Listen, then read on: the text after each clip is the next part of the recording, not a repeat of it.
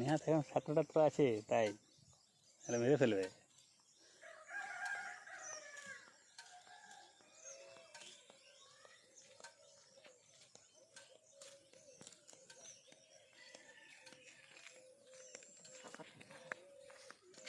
যাও নেমে যাও নিচে।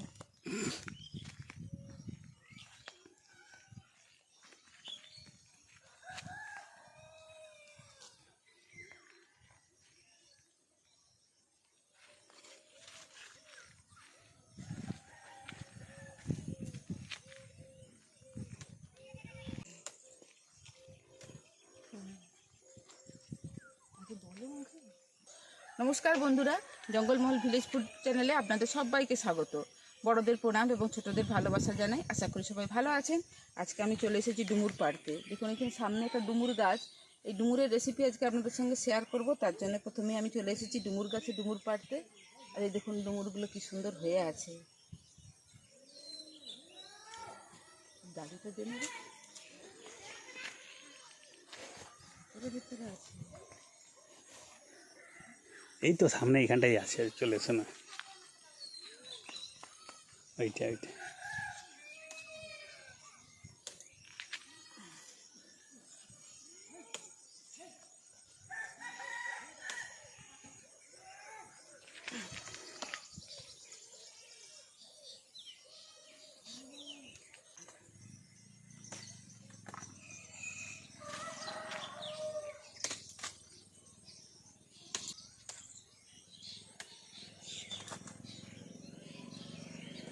আচ্ছা। দেখুন সামনে সামনে যতগুলো পেয়েছি নিয়েছি। এবার ওই দিক থেকে ওইখানে কতগুলো আছে দেখি, ওখান থেকে কতগুলো নিয়ে নিই। সামনের দিক তো আর নেই।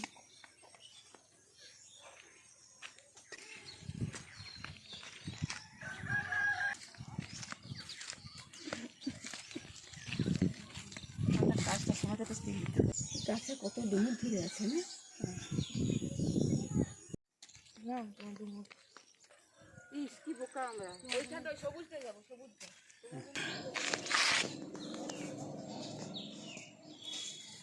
এখন কতগুলো গাছ থেকে পেড়ে ডুমুর নিয়ে চলে এসেছি। আর এই ডুমুরের একটা রেসিপি আমি আপনাদের সঙ্গে শেয়ার করব। তো নিরামিষ ডুমুরের রেসিপি বা ডুমুরের ডালনা আমি আপনাদের সঙ্গে আগেও শেয়ার করেছি। তো আজকে আমি বানাবো চিংড়ি মাছ। বাজার থেকে চিংড়ি মাছ নিয়ে এসেছি ছোটো ছোটো। আর এই চিংড়ি মাছগুলো দিয়ে এই ডুমুরের ডালনা আমি আপনাদের সঙ্গে শেয়ার করব। তো প্লিজ আপনারা প্রথম থেকে শেষ পর্যন্ত ভিডিওটা দেখুন। তো দুটো জিনিসেই কিন্তু খুব সময় সাপেক্ষ। ডুমুরটা কাটতেও অনেক সময় লাগে, আর এই চিংড়ি মাছটা বাছতেও অনেক সময় লাগে। তো চলুন প্রথমে আমি ডুমুরটাকে কেটে নিই।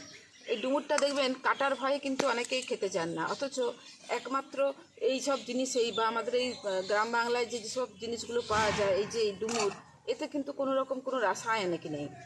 এইগুলো খাওয়াই একমাত্র স্বাস্থ্যসম্মত। ডুমুরটাকে আমি কেটে নিচ্ছি। এই ডুমুরের তো নানাবিধ উপকারিতা আছে। এটাতে প্রচুর পরিমাণে আয়রন থাকে এবং ফাইবারও থাকে এর মধ্যে। আর এটা খাওয়া খুবই ভালো, স্বাস্থ্যসম্মত খাওয়া। আর এতে কোনো রাসায়নিক বা কোনো বিষ এসব তোরা দেয় না। এটা চাষ করা নয়, অটোমেটিক গাছ থেকেই হয় এগুলো। তো চলুন দুরকম পদ্ধতিতে আমি ডুমুর কাটাটা আপনাদেরকে দেখাবো। যেটা আপনাদের সহজ মনে হবে আপনারা সেই পদ্ধতিতেই কাটবেন। এই দেখুন প্রথমে এরকম করে নিয়ে আর ডুমুরের খোসাগুলোকে প্রথমে ছাড়িয়ে নিতে হবে।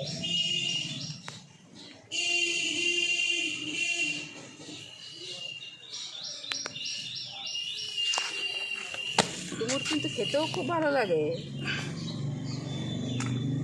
এই দেখুন খোসাগুলোকে ছাড়িয়ে নিয়েছি। এরপর সেই লুডোর ছক্কার মতো এই বীজটাকে মাঝখানে রেখে এই চার সাইড দিকে এরকম করে কেটে নিতে হবে। এই চারদিক থেকে কেটে এর শাঁসটা বার করে নিচ্ছি। দেখুন মাঝখানটা এরকম রেখে আর এই ধারের শাঁসগুলোকে আমি বার করে নিয়েছি। এইভাবেও কাটা যেতে পারে, এইভাবে কাটাটা একটু সহজ হয়। আর না হলে মাঝখানে কেটে নিয়ে বীজগুলো যে আছে, বীজগুলো এইভাবে ফেলতে, এতে আমার মনে হয় এটাতে বেশি সময় লাগে। আমি কিন্তু ওইভাবেই ডুমুরগুলোকে কেটে নিচ্ছি। এই যে দেখুন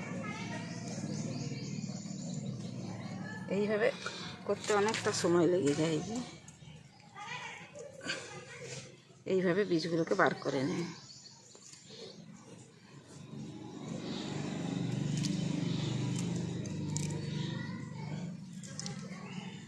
আপনাদের যেভাবে সুবিধা হবে আপনারা সেইভাবেই কেটে নেবেন। আমি কিন্তু সেই লুডোর ছক্কার মতো করে কেটে নিচ্ছি। সমস্ত ডুমুরগুলোকে আমি কেটে নিয়েছি, ওইভাবেই কেটেছি আমি। আমার ওইটাতে সুবিধা মনে হয়েছে, আমি ওইভাবেই কেটেছি। এই দেখুন কতগুলো খোসা বেরিয়েছে, আর এই যে এইভাবে গোল গোল ছক্কার মতো করে বার করে নিয়েছি। এই দেখুন এইভাবে গোল গোল ছক্কার মতো করে বার করে নিয়েছি, আর এই যে এতগুলো খোসা বেরিয়েছে ডুমুরের। এটা রান্না হবে। এইগুলোতেই আমি আজকে রান্নার রেসিপিটা বানাবো। এইগুলোতেই জল দিয়ে দিচ্ছি, জল দিয়ে একটু ভিজিয়ে দিচ্ছি। দেখুন ডুমুরগুলো তো কেটে নিয়েছি, এরপর আমি ওই চিংড়ি মাছগুলোকে বেছে নিচ্ছি। চিংড়ি মাছ বাছার বহু এর আমি দেখিয়ে দিয়েছি আগে। আর এই চিংড়ি মাছগুলো ওই খোসাগুলোকে না বাছলে কিন্তু ভালো লাগে না খেতে। বেশ খোসাগুলোকে সব পরিষ্কার করে দিলে তবে কি ভালো লাগে। তা আমি চিংড়ি মাছগুলোকে বেছে নিচ্ছি।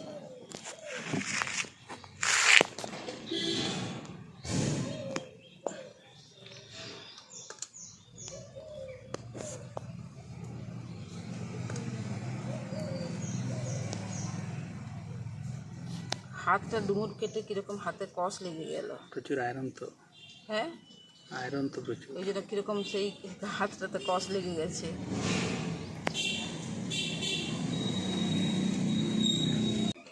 দেখুন সমস্ত চিংড়ি মাছগুলো আমার বাছা হয়ে গেছে, আর এরপর আমি উনুনটা ধরিয়ে নিচ্ছি। সমস্ত কিছু রেডি করে নিয়েছি, উনুনটা ধরিয়ে দিয়েছি। এবার কড়াটা বসিয়ে দিচ্ছি।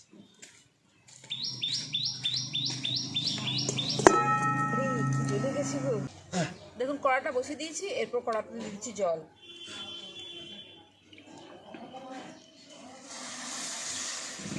এরপর আমি দিয়ে দিচ্ছি ডুমুরগুলো।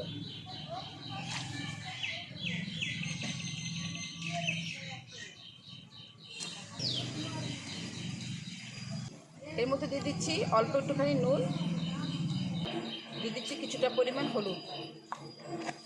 দেখুন এই রেসিপিটির জন্য একটা মশলা বেটে নেবো। তো এখানে নিয়ে নিয়েছি আদা, রসুন আর এই পাকা লঙ্কা। যেহেতু শুকনো লঙ্কা খাই না, তার জন্য শুকনো লঙ্কা দিলাম না। আপনারা ইচ্ছে করে শুকনো লঙ্কা দিয়ে দিতে পারেন। আমি এই আদা, রসুন আর কাঁচা লঙ্কাটাকে বেটে নিচ্ছি।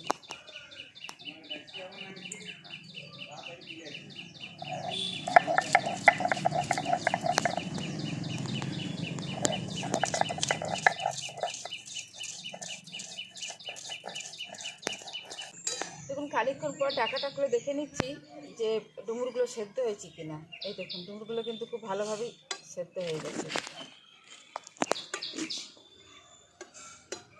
এরপর এটাকে আমি নামিয়ে নিচ্ছি।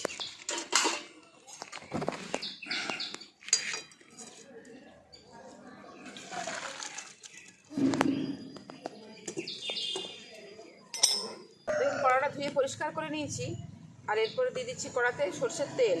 মাছগুলোকে ভেজে নেব। তাও একটা কেমন ডুমুরের কষ থেকে গেল দেখো কড়াটার মধ্যে।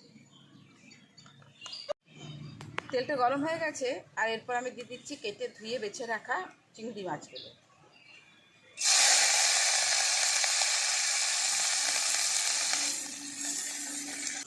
এই মাছটা ভাজার জন্য দিয়ে দিচ্ছি পরিমাণ মতো নুন, দিয়ে দিচ্ছি অল্প একটু হলুদের গুঁড়ো।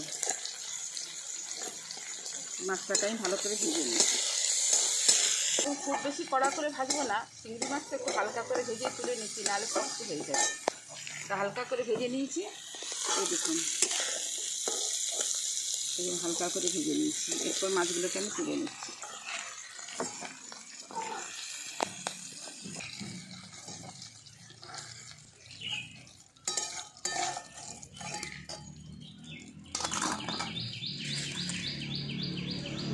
এই তেলেতেই আমি দেখুন ডুমো ডুমো করে কেটে রেখেছি বা আলুগুলোকে ভেজে নিচ্ছি।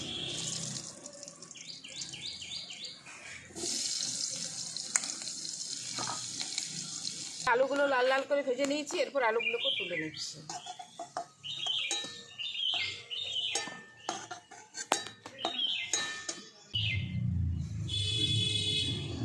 তেলটা গরম হয়ে গেছে, তেলের মধ্যে দিয়ে দিচ্ছি গোটা জিরে।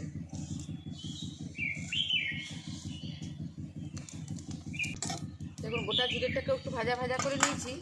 এরপর আমি দিয়ে দিচ্ছি কেটে রাখা ছোটো ছোটো টুকরো করে কেটে রাখা পেঁয়াজ।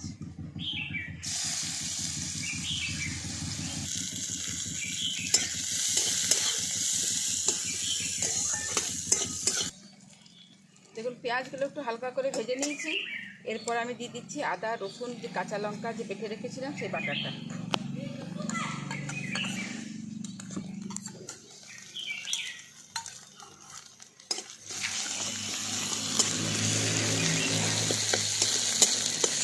এবার এই মশলাটাও খুব ভালো করে ভাজা ভাজা করে নিচ্ছি।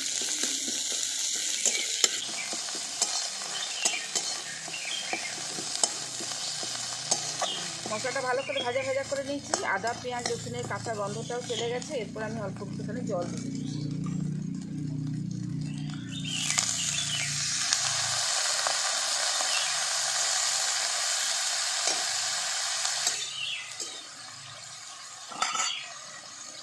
এরপর একে একে সমস্ত গুঁড়ো মশলাগুলো দিয়ে দেবো। জলটা না দিলে কী হতো, গুঁড়ো মশলাগুলো পুড়ে যেত।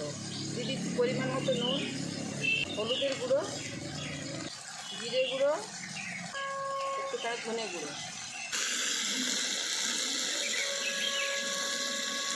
সব কিছু একসঙ্গে আমি খুব ভালো করে মিশিয়ে নিচ্ছি।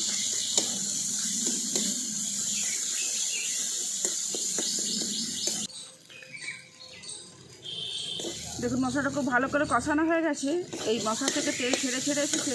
এরপর আমি দিয়ে দিচ্ছি এই যে ভেজে রাখা আলু আর মাছ।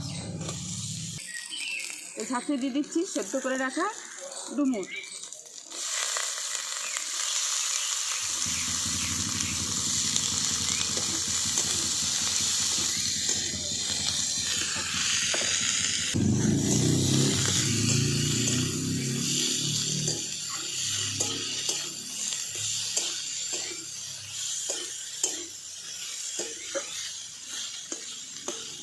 দেখুন ডুমুরের মধ্যে প্রচুর পরিমাণে আয়রনও আছে, আবার ফাইবারও আছে। মানে দুটো বিপরীত ধর্মী গুণ কিন্তু একটা সবজির মধ্যে বা একটা ফসলের মধ্যেই কিন্তু পাওয়া যায়। সেটা একমাত্র ডুমুর। এর কার্যকারিতা বহু। সমস্ত মশলার সঙ্গে এই ডুমুরটাকে খুব ভালো করে মিশিয়ে নিয়েছি আর কষানো হয়ে গেছে খুব ভালো করে। দেখুন সুন্দরভাবে কষানো হয়েছে।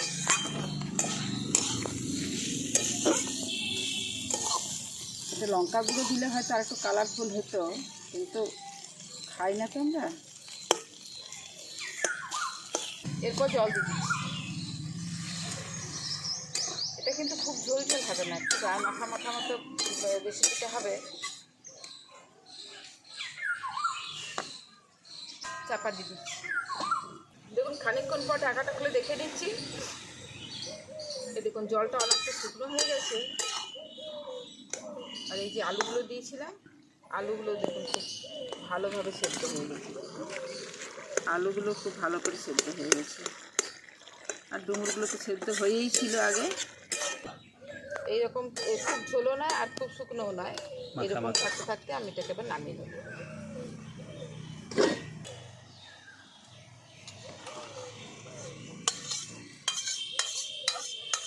দেখুন তৈরি হয়ে গেল চিংড়ি মাছ দিয়ে ডুমুরের ডালনা রেসিপি। চিংড়ি মাছটা দেওয়ার ফলে এর কিন্তু সেন্টটাও খুব সুন্দর উঠেছে। এবং যারা ডুমুর পছন্দ করে না, অনেকেই আছে যারা ডুমুর পছন্দ করে না, তো তারা যদি এইভাবে চিংড়ি মাছ একটু মিশিয়ে ডালনা করে খান, দেখবেন কিন্তু ভীষণ ভালো লাগবে খেতে। তো আজকের রেসিপি আপনাদের কীরকম লাগলো অবশ্যই আমাকে কমেন্টে জানাবেন। আর যদি বাড়িতে এইভাবে বানিয়ে খেয়ে দেখবেন, ভালো লাগলে জঙ্গলমহল ভিলেজ ফুড চ্যানেলটিকে লাইক কমেন্ট শেয়ার করবেন এবং প্লিজ সাবস্ক্রাইব করে দেবেন। পাশে থাকা বেল আইকনটি প্রেস করবেন সবার আগে নোটিফিকেশন পাওয়ার জন্য। প্রত্যেকেই ভালো থাকবেন, সুস্থ থাকবেন, সাবধানে থাকবেন। আজকের ভিডিওটা আমি এখানেই শেষ করছি। আবার আপনাদের সঙ্গে দেখা হবে পরবর্তী আরেকটি ভিডিওতে।